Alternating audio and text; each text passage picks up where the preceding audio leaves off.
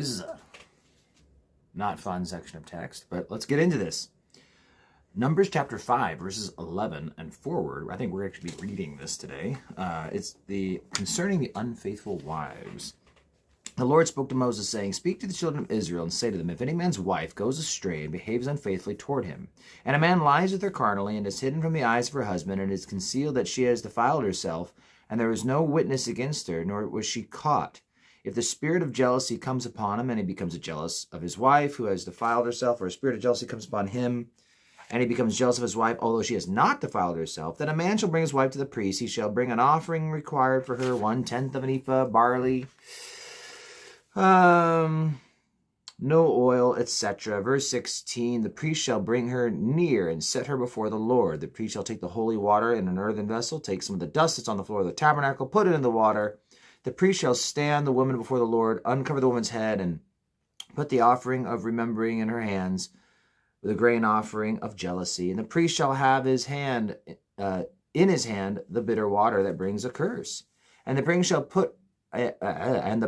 put her under oath, saying to the woman, if no man has lain with you, and if you have not gone astray to your uncleanness and your husband's authority, be free from this bitter water that brings a curse. But if you've gone astray under your husband's authority, and you have defiled yourself, and some other man than your husband has lain with you, then the priest shall put the woman under the oath of the curse. He shall say to the woman, the Lord shall make you a curse and an oath among your people when the Lord makes your thigh rot and your belly swell. And may this water that causes your curse go into your stomach and make your belly swell and your thigh rot. And the woman shall say, Amen, so be it. So then the priest, verse 23, shall write these curses in a book. He shall scrape them off into the bitter water. The woman shall drink the bitter water that brings a curse, and the water that brings a curse shall enter her and become bitter. Then the priest shall take the grain offering of jealousy from the woman's hand. She shall wave the offering before the Lord and bring it to the altar. The priest shall take a handful of the offering and as its memorial portion, burn on the altar afterward, and make the woman drink the water. When he has made her to drink the water, then it shall be, if she has defiled herself and behave unfaithfully toward her husband, that the water shall brings a curse and enter her and become bitter, her belly swell, her thigh rot, and the woman will become a curse among her people. But if the woman has not defiled herself and is clean, then she shall be free and may conceive children. This is the law of jealousy. When a wife, while under her husband's authority, goes astray and defiles herself, or when the spirit of jealousy comes upon a man, he becomes jealous of his wife, then he shall stand the woman before the Lord. The priest shall execute all the law upon her. Then the man shall be free from iniquity, but the woman shall bear her guilt. Ooh, let me take a look. I actually have a tiny bit of stuff written here I haven't even looked at.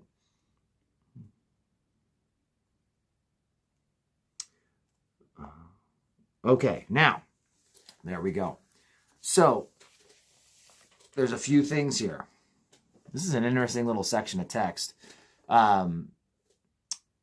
First off, I mean, it's worth noting. I don't know what kind of a bearing it has, but we don't actually have any record of this actually taking place. You know, it's kind of funny. I mean, there's things like even like the year of Jubilee celebrations. It's amazing how there's actually a lot of stuff that God started laying down for the people of Israel, and it's like it never really happened. You know, we're going to see a guy in a little while in Numbers get stoned for picking up sticks on the Sabbath, but then, you know, we don't see people getting stoned for breaking a Sabbath later on. Like, people started getting lax and not doing all these things. So now, it's not the scripture, but the rabbis. The teaching that the rabbis actually had was that, and again, it's like, you know, we have this and we don't have any more. But the rabbis taught that if the woman drank the bitter water and she did not become sick, that then the husband would get sick. So that's a rabbinical teaching, was that basically the sickness would actually pass on to the husband. It turns out she was innocent and he was just being jealous for no reason. Another thing that's important to notice, though, is that the Old Testament, much of what we read is what was called case law, where the Bible lays out one thing, and then later the leaders and the rabbis, they would use that to then do other things.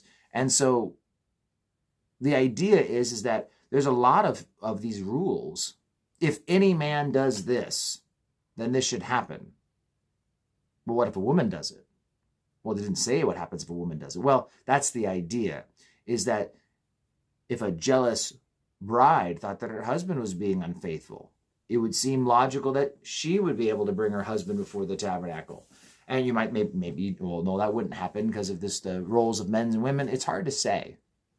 But that's one of the hardest things with a teaching like this, is when there's no other teaching on it anywhere else to help add information. But the main thing was there was a system in place.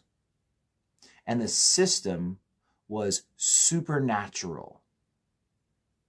And so one thing we have to remember, because I think some people find this weird. I mean, the long and short of it is that if a woman had been an adulteress, truly was unfaithful,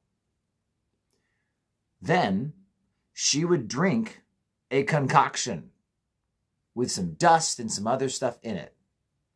And it might be bitter tasting, but it is in no way dangerous to drink if she was not an adulteress.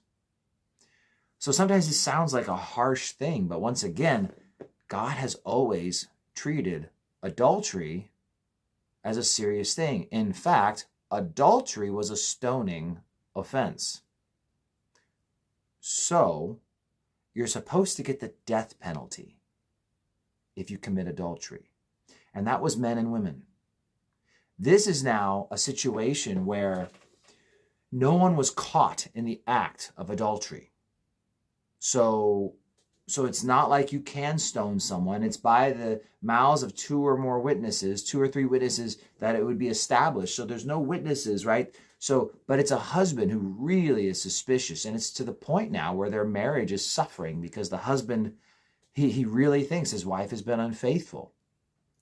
Now, I would say, once again, this is one of those things where if you want a great way to ruin your marriage, take your innocent wife to the tabernacle to drink some dirty water, and that's not going to help much. Once again, the rabbis taught that the guy would supernaturally get sick if he did it, unfoundedly. We don't know. But at the end of the day, if this worked, we don't know if they ever tried it. But I'd assume if God commanded it, that it would work. Well, it would then, by the description here in the Hebrew and how it translates to English a lot, I mean, what it's describing is like an STD.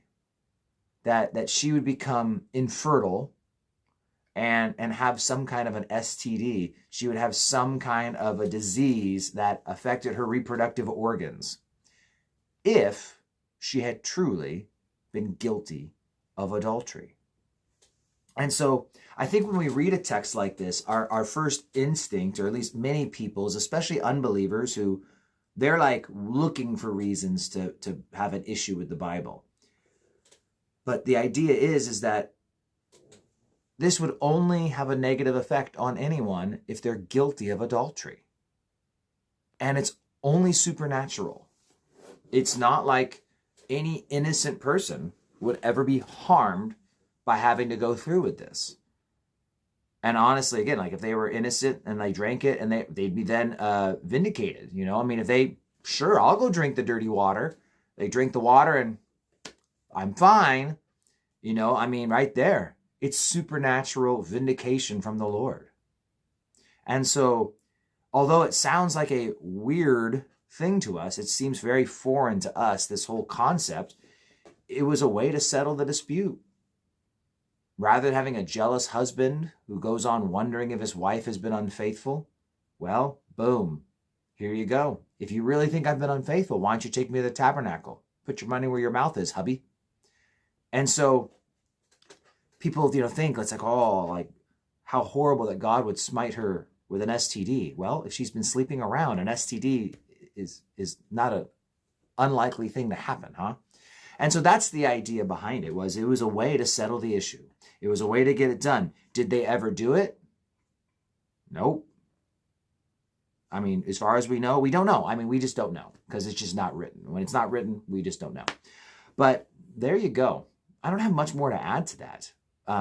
There's a few things like that where it's pretty cut and dry. And again, it sounds weird or it sounds oppressive. But again, I think one of the idea of case law, that there's nothing to say a woman couldn't bring a man to the tabernacle if she thought he had been unfaithful. And then he gets the STD or whatever it is, right? The illness from the Lord.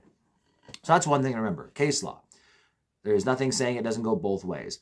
2, it only harms someone if they're actually a sinner. It wasn't, some kind of a dirty water that just got anyone sick who drank it. It was something that supernaturally would give an illness to a person if they were truly guilty of adultery. And since it's God who does the supernatural effect, it's also God who knows the truth. So it's not like we have to worry about this being misused in any way. So I think that's the main thing to understand, is it was a surefire way to deal with the sin of adultery. And we live in a day and age where adultery is like prevalent.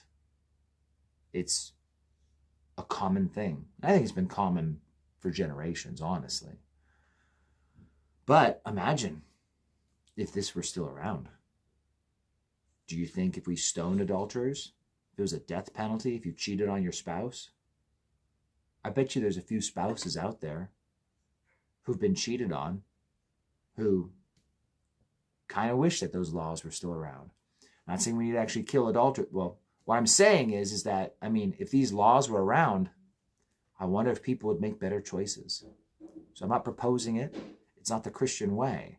But as you go back in the Old Testament, you realize that God was serious about sin. And so he came up with some serious measures in order to try and set people straight. And I think what we find is that we're just so sinful, it doesn't matter how big the consequences are.